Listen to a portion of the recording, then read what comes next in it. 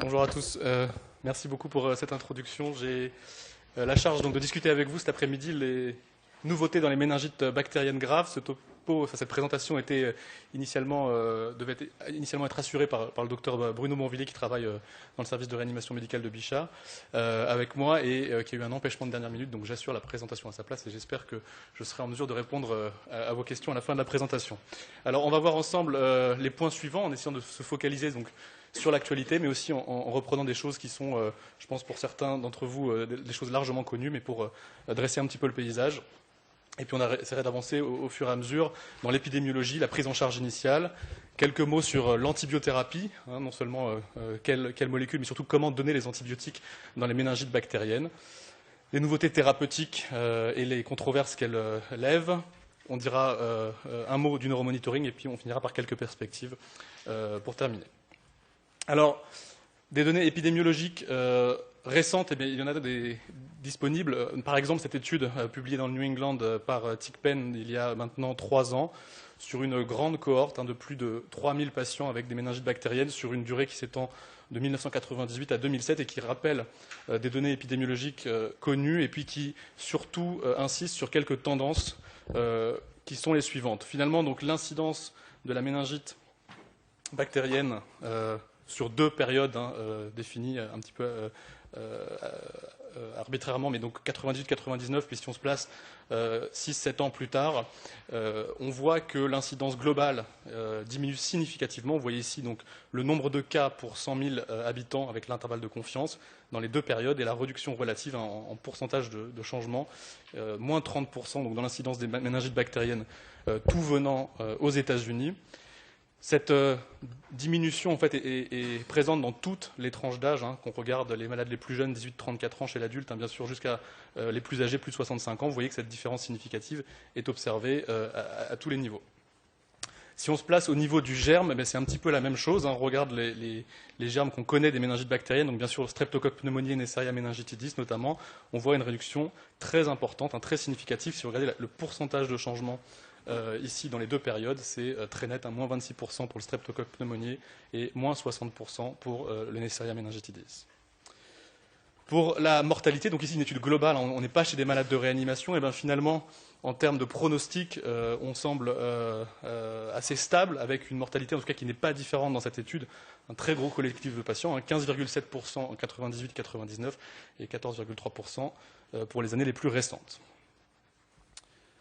Un mot sur les germes. Donc l'épidémiologie microbienne des méningites bactériennes en fait, est bien connue et change assez peu. Si on se place chez l'adulte de plus de 35 ans, et pour les malades de réanimation, c'est le pneumocoque et le pneumocoque, et le méningocoque qui est vraiment beaucoup moins fréquemment retrouvé, qui est essentiellement présent, et qui représente à peu près 40% en proportion chez les sujets jeunes entre 18 et 35 ans. Donc finalement des choses qui changent assez peu. Si on regarde le réseau EpiBac, donc le réseau français, qui dresse un petit peu l'évolution d'incidence des différents germes, et donc on va, pour des raisons de temps bien sûr, se focaliser sur les méningites graves, et les méningites qui nous intéressent, donc le pneumocoque, on voit que l'incidence pour 100 000 habitants reste finalement à l'air assez stable en France, autour de 1 cas pour 100 000 habitants par an, qu'on se place au début des années 90, ou dans les données les plus récentes, donc 2011, on a des choses qui sont tout à fait stables. Alors, on va rentrer un petit peu dans le vif du sujet. Vous connaissez l'étude Pneumorea, donc étude prospective multicentrique qui s'était intéressée donc, à essayer d'évaluer le pronostic des méningites graves à pneumocoque qu'on voit chez nos malades de réanimation, publiée maintenant en 2006. Et donc, pour dresser un petit peu le tableau, qu'est-ce qu'on voit dans cette étude sur 156 patients âgés d'environ, en moyenne, 56 ans, des malades graves sur la présentation neurologique avec un score de Glasgow donc initial à 9 en moyenne, avec un écart type à 3. Des complications neurologiques essentiellement à type de convulsions et d'état de mal épileptique, 20% des malades, et donc des malades, comme je disais, relativement graves, 60% de ventilation mécanique et 25% de choc septique. Sur le plan du pronostic neurologique, qu'est-ce qu'on voyait donc en 2006 avec donc de la réanimation lourde chez ces patients? Et bien finalement une mortalité qui est représentée donc à droite à 33%. Et sur le score de Goss, donc, on voit que le bon pronostic sur un Goss égal à 5 était retrouvé chez 44% des patients, et donc 23% de la cohorte avait des séquelles neurologiques invalidantes sur un score qui était mesuré à 3 mois de l'admission en réanimation. Alors, toujours dans l'épidémiologie, est-ce qu'il y a de l'évolution à ce niveau-là? On a d'autres études, et on peut en citer plusieurs, mais j'en prendrai qu'une, notamment donc, cette étude de la Mayo Clinic par Alessandro Rabinstein, où sur une neuroréanimation aux États-Unis, des personnes qui ont vraiment l'habitude, des neurologues qui font de la neuroréanimation, qui ont vraiment l'habitude de prendre en charge des méningites, on voit un pronostic neurologique qui reste assez catastrophique pour les malades les plus graves. Si on prend cette fois le score de Rankin qui est mesuré à 1 an, on voit que la mortalité est de 40%, donc des chiffres qui ne sont pas différents, et des séquelles invalidantes chez 38% des patients. Donc une pathologie qui, avec un niveau de réanimation important, reste extrêmement grave en termes de pronostic neurologique.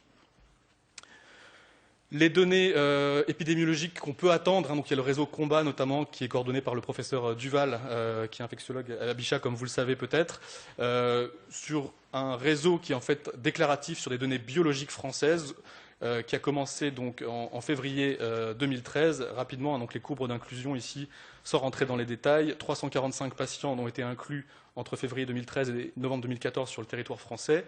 Et si on regarde la proportion de malades hospitalisés en réanimation dans cette étude, on voit que 75% des malades ont été admis. On n'a pas encore les données, mais on aura probablement des données pronostiques nouvelles. Et donc, on attend ces résultats avec impatience. Alors, la prise en charge initiale, qu'est-ce qu'on peut en dire en 2014? Et donc, le message principal qu'il faut avoir en sortant de cette session sur les méningites bactériennes graves, c'est que le principal facteur pronostic modifiable, le seul facteur pronostic modifiable chez les malades admis en réanimation pour une méningite à pneumocoque, c'est le délai entre l'admission à l'hôpital et l'instauration de traitements antibiotiques efficaces. Et c'est un facteur indépendant, indépendant du SAPS2, de la souche de streptocoque, de l'inflammation neuroméningée et de tous les autres facteurs confondants qu'on connaît. L'autre message que vous connaissez, bien sûr, c'est l'effet positif de la dexaméthasone sur la mortalité, avec une étude qui avait été réalisée en 2002.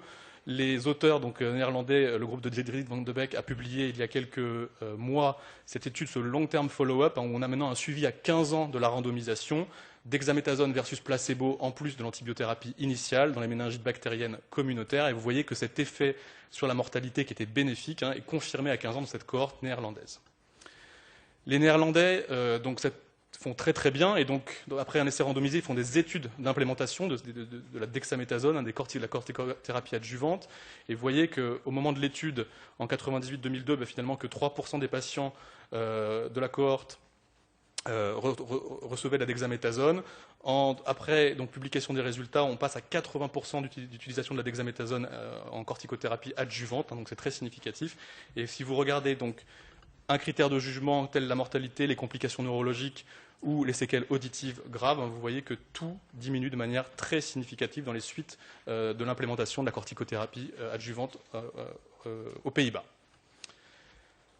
Cette méta-analyse récente, qui poule plusieurs essais randomisés que je n'ai pas le temps de détailler bien sûr pour des raisons de temps, mais qui montre en fait que la réduction de mortalité par la corticothérapie adjuvante, si on prend toutes les études qui sont réalisées dans différents contextes, notamment dans certains pays en voie de développement, donc ce n'est pas tout à fait les mêmes conditions, et notamment l'accès à la réanimation est très différent, on voit que l'effet sur la mortalité est il y a une association qui est non significative, mais la réduction du risque relatif est dans le bon sens, mais que l'effet reste significatif pour les méningites à pneumocoque, sur la mortalité, sur les séquelles neurologiques et sur les séquelles auditives, qui sont des complications fréquentes chez les malades moins graves.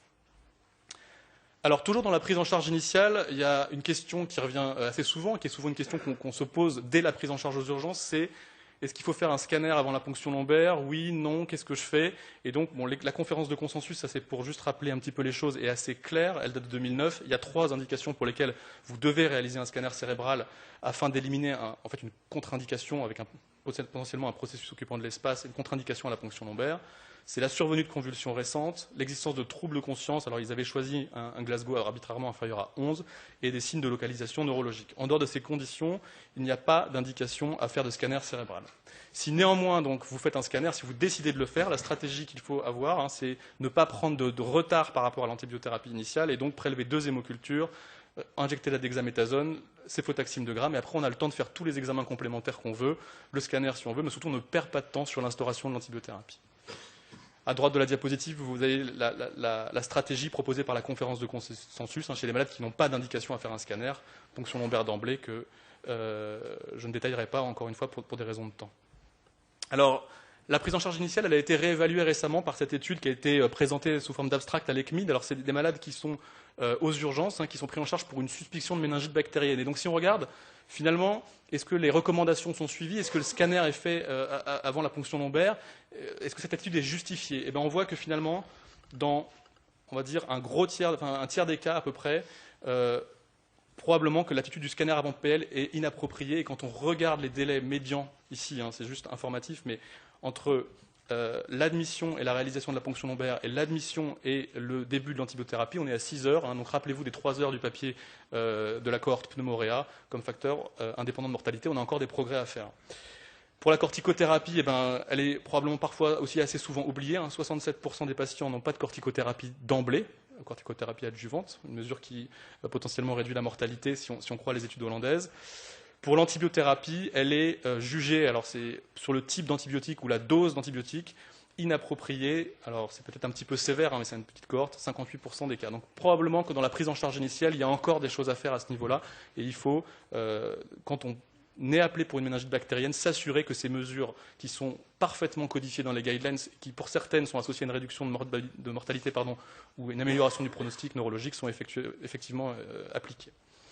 Alors les antibiotiques, eh ben, en réanimation, quand le malade arrive, il y a beaucoup de choses qui se passent, et Fabio Taccone en parlera bien plus largement dans le topo suivant. Il y a des modifications initiales, notamment d'augmentation de débit cardiaque, de fuite capillaire, les malades sont en état de choc, il y a un volume de distribution qui est augmenté, et vous risquez d'avoir des concentrations plasmatiques de bêta-lactamine, avec un risque, en fait, d'inefficacité thérapeutique en termes de concentration et potentiellement d'aggravation clinique. Chez les malades les plus graves, dans une seconde phase, du fait de l'insuffisance rénale et de dysfonction d'organes, la clairance diminue de manière très classique et l'accumulation de bêta-lactamine peut représenter une certaine neurotoxicité. Et donc ça, c'est une cause d'aggravation secondaire qui n'est pas classiquement décrite, mais qu'il faut avoir en tête chez des malades pour lesquels, qui sont pris en charge à J6 ou J7, par exemple, d'antibiothérapie et qui se réaggravent ou qui mettent du temps à s'améliorer sans lésion structurelle, par exemple. Alors, cette clairance augmentée, elle est documentée dans les méningites bactériennes. Il y a une étude de l'équipe de Clermont-Ferrand, Alexandre Lautrette, qui avait publié ce travail, où il montrait que 25% des malades traités pour une méningite bactérienne grave en réanimation ont une clairance augmentée à la phase aiguë. Et vous voyez que ça persiste dans le temps. À J7, il y a encore une certaine proportion de patients qui ont une clairance augmentée. Donc c'est quelque chose qu'il faut avoir en tête et vraiment de mesurer, de monitorer les taux de bêta-lactamine chez ces patients avec des infections neuroméningées graves est potentiellement quelque chose auquel il faut faire attention. Les antibiotiques, comment les donner? Donc les bêta-lactamines, comme vous le savez, sont des antibiotiques temps dépendants, avec le meilleur paramètre pharmacocinétique ou pharmacodynamique, et bien sûr donc le pourcentage du temps passé en termes de concentration au-dessus de la CMI. Et donc de manière encore très schématique, quand on donne un bolus de céfotaxime toutes les 8 heures, on a, si on exprime la concentration d'antibiotiques en fonction du temps, en fait un temps passé au-dessus de la CMI qui est, on va dire, grosso modo entre 40 et 50%. Si vous faites de la perfusion continue de bêta-lactamine, l'idée est de vraiment se trouver au-dessus de la CMI le plus longtemps possible et idéalement, donc dans un modèle idéal, 100% du temps, bolus plus infusion continue. Est-ce que cette stratégie a sa place dans les méningites bactériennes graves? Et donc cette approche, elle a été évaluée chez l'enfant, une étude randomisée, méningite à streptocoque pneumoniae, où sur un plan factoriel un petit peu compliqué, ils ont regardé en fait l'effet d'une perfusion continue versus l'effet bolus. Et pour couper un petit peu l'histoire courte, finalement, il y a un signal fort avec au moins dans un bras, donc le bras bolus plus, il y avait du paracétamol en plan factoriel, mais dans le bras céfotaxime infusion continue, un effet, un bon signal sur le pronostic. La mortalité ici, vous voyez la courbe verte et la courbe rouge, c'est les perfusions continues sont associées à une mortalité moins importante par comparaison aux autres groupes. Est-ce que c'est vérifié chez l'adulte? Non, mais bon, en tout cas, la manière d'administrer les antibiotiques est potentiellement importante. Alors, les nouveautés thérapeutiques, eh bien, je pense que vous avez, pour la plupart d'entre vous, vu passer ce travail, cette étude multicentrique publiée par Bruno Morvillier l'année dernière dans le JAMA, donc, où ils ont randomisé donc, des patients avec méningite bactérienne comateux dans une procédure d'hypothermie thérapeutique, 32-34 degrés pour 48 heures, versus prise en charge donc standard, donc antibiothérapie, ventilation mécanique et prise en charge de l'état de choc. Les données des patients, qu'est-ce qu'il faut retenir? C'est que c'est des malades relativement graves, hein, Glasgow 6 ou 7, enfin en tout cas des malades très comateux à l'admission, des méningites à pneumocoque dans 84% des cas. La plupart des patients reçoivent de la dexaméthasone et les antibiotiques sont donnés finalement assez rapidement, à 3 heures en médiane, 2,6 dans le bras contrôle. Une notion importante qu'on pourra probablement discuter, c'est qu'aucun de ces patients n'avait de monitoring, de neuromonitoring invasif pour notamment le monitorage de la pression intracrânienne. Comme vous le savez peut-être, donc cette étude était interrompue précocement donc sur avis du DSMB avec un surrisque une surmortalité dans le bras interventionnel avec un hazard ratio à 1,76 avec 98 patients inclus, donc comme vous avez vu, 49 patients dans chaque bras. Quand on regarde donc sur les facteurs associés à la mortalité dans un modèle de Cox, on voit que l'hypothermie en tout cas reste associée, certes de manière non significative à 0,10, mais avec un hazard ratio à 1,76 à une surmortalité, indépendamment de la présentation neurologique et de l'existence d'un état de choc. Et donc l'hypothermie n'est bien sûr pas recommandée donc, au vu de ces résultats récents. Alors, la controverse continue. Il y a d'autres papiers, j'en citerai qu'un seul, qui a essayé d'approcher l'hypothermie thérapeutique dans les méningites bactériennes. C'est une étude cohorte, c'est monocentrique, c'est un petit peu plus difficile, mais c'est 40 patients adultes finalement qui ont été sélectionnés sur un critère de gravité neurologique et du neuromonitoring avec une perte de l'autorégulation du débit sanguin cérébral mesurée au Doppler. Monocentrique, donc en Europe de l'Est, entre janvier 2009 et janvier 2013, et une cohorte contrôle historique non sélectionnée de patients donc entre 1994 et 2008. Les auteurs sur cette étude, donc, qui est purement observationnelle, ont montré une réduction de la mortalité très significative, 18,5% versus 49%, et une réduction de la proportion des patients avec un mauvais pronostic neurologique aussi significative.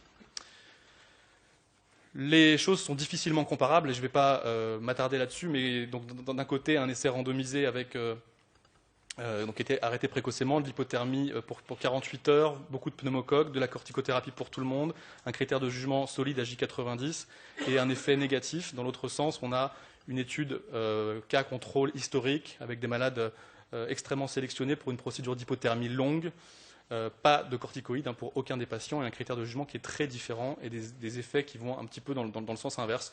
Donc il est difficile de comparer ces études et de conclure, en tout cas actuellement, et donc je pense que la controverse sur l'hypothermie reste ouverte.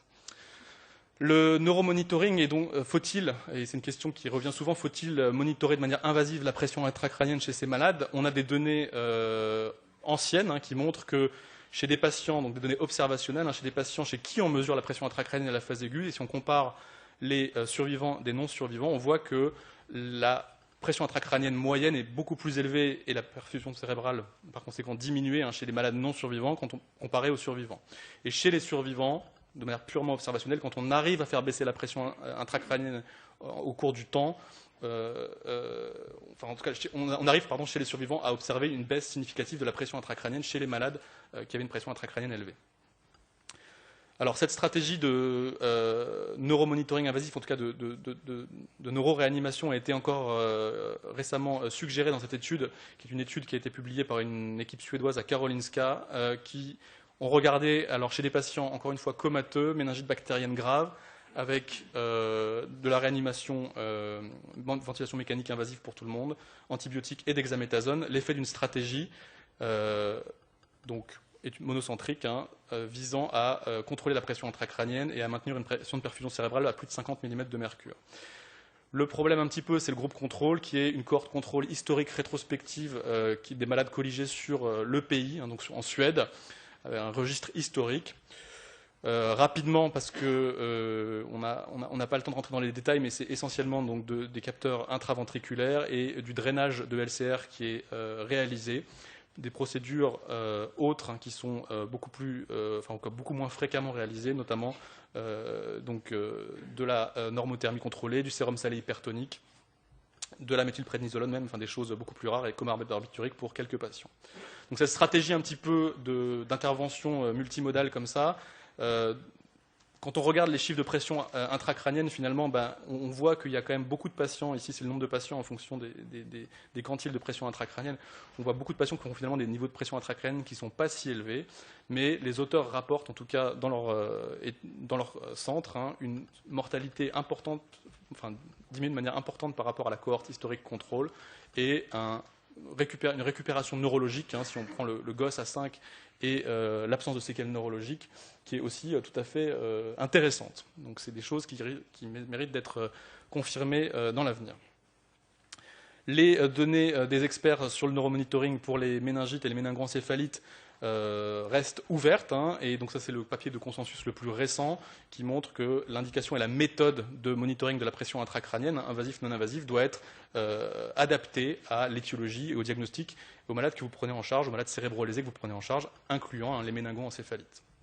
Pour terminer, donc, une autre problématique dans les méningites bactériennes, qui est une problématique de réanimateur, c'est les convulsions et l'état de mal épileptique chez ces patients. Les convulsions, elles sont fréquemment observées. C'est à peu près, suivant les séries, de 17 à 20%. Ici, c'est une série qui n'est pas en réanimation. C'est encore une fois la cohorte néerlandaise.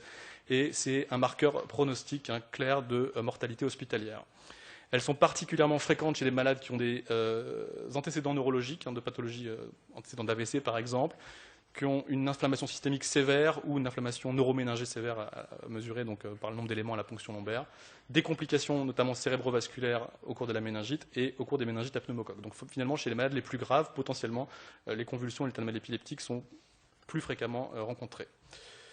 Il n'y a pas de consensus vis-à-vis de l'utilisation systématique d'antiépileptiques chez ces patients, donc qui sont fortement à risque de développer des convulsions, mais des experts, donc notamment Diederik Van de Beek, suggèrent qu'il faut avoir un seuil pour prescrire les antiépileptiques relativement bas, en regard de l'association avec le pronostic neurologique chez les malades qui convulsent. Pour ce qui est du monitoring, et donc là encore une fois je citerai les recommandations publiées dans Intensive Care récemment sur les patients avec méningoencéphalite infectieuse ou non, qu'est-ce qui est recommandé? Finalement de faire de l'EEG, on va dire, systématique pour au moins éliminer des crises non convulsives, donc un EEG intermittent simple. L'utilisation de l'électroencéphalogramme à visée pronostic, de neuropronostication, est pour l'instant indéterminée, avec une recommandation très faible et un niveau de preuve lui aussi extrêmement faible, comme vous pouvez le voir. Les perspectives, c'est que malgré la prise en charge lourde, on voit que la mortalité ne bouge pas, et on voit que chez certains patients chez qui l'infection neuroméningée semble contrôlée, des méningites à pneumocoque, finalement on stérilise le LCR, le sepsis guérit, le malade se réveille initialement, on voit des dégradations neurologiques secondaires sous la forme d'AVC ischémique, une complication donc, qui a été identifiée comme delayed cerebral thrombosis, alors une complication qui est relativement rare, 1% des malades, mais dans laquelle on est largement impuissant. C'est des malades qui ont été traités par antibiotiques, je pense que vous en avez déjà vu, qui ont des vascularites cérébrales qui s'autonomisent avec, malgré les corticoïdes, une évolution neurologique catastrophique avec des AVC ischémiques qui s'installent en marge d'escalier sur quelques heures, quelques jours, et un pronostic neurologique absolument effroyable. Et donc ça, c'est un cas d'un patient parmi d'autres qu'on a pu avoir dans le service, avec un tableau initial de méningite à pneumocoque, compliqué d'ischémie cérébrale ici, que vous voyez très bien sur le scanner. L'injection ne montre pas de collection ou de choses suggérant un abcès cérébral. L'IRM de diffusion confirme les lésions ischémiques récentes avec un ADC diminué. Voilà, ça c'est la même chose. Et puis à J10, alors que la méningite est en voie de traitement, vous voyez ces plages ischémiques apparaissent et un patient qui est en état neurologique dramatique, et donc chez lequel on a dû, après plusieurs semaines de réanimation, arrêter les thérapeutiques actives. Donc il y a encore beaucoup de choses à comprendre dans la physiopathologie et dans l'évolution des complications neurologiques des méningites bactériennes graves. En conclusion, la méningite bactérienne reste une maladie rare, elle est même de plus en plus rare, si on croit les études épidémiologiques récentes, mais la réanimation est fréquemment, et pas toujours, mais dans 3/4 des cas, sollicitée pour prendre en charge ces patients. La séquence de prise en charge initiale, elle est connue de tout le monde, elle est bien codifiée, mais peut-être pas toujours suivie de manière idéale. Et la place des thérapeutiques adjuvantes, à mon sens, reste à discuter, mais elle doit se faire avec l'aide du neuromonitoring, qu'il soit invasif ou non invasif. Et enfin, comme je le suggérais, donc la place des antiépileptiques est potentiellement aussi une source d'amélioration de la prise en charge de ces patients. Je vous remercie pour votre attention.